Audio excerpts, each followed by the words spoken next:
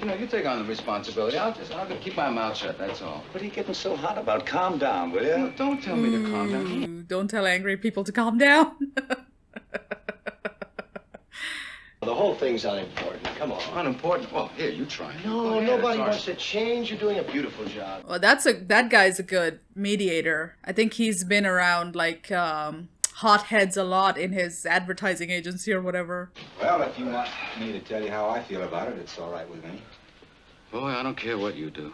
This is very fascinating. It's just gonna be in this one room with hot temperatures and even hotter tempers. Man, if only the kid could see one guy vouching for him so much that he's essentially just delaying the penalty when 11 people were against him. What's the point of having witnesses at all? Could they be wrong? What are you trying to say? Those people sat on the stand under oath. They're only people. People make mistakes. Could they be wrong? That is true. If only there was like a camera or something back in those days, God, things would have been... What about the switch knife? There's some people who haven't talked yet. Shouldn't we go in order? They'll get a chance to talk. Just be quiet a second, will you? The quiet ones in this room will probably get steamrolled and their opinions swayed. He went directly to a neighborhood junk shop where he bought one of those switchblade knives.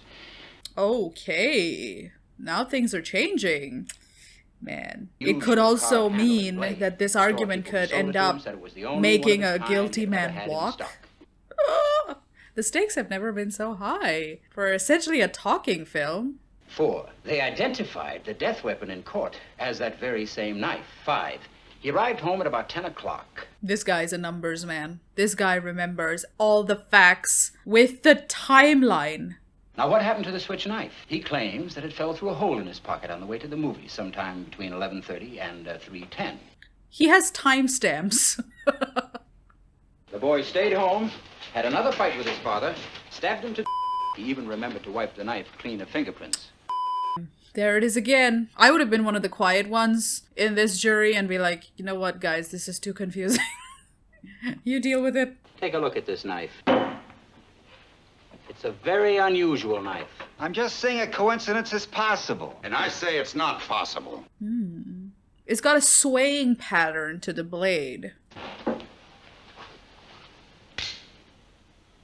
Yo! It's identical! Where did you get it? I bought that in a little pawn shop just 2 blocks from the boy's house. It cost $6. So it is from the same manufacturer. Maybe there are 10 knives like that, so what?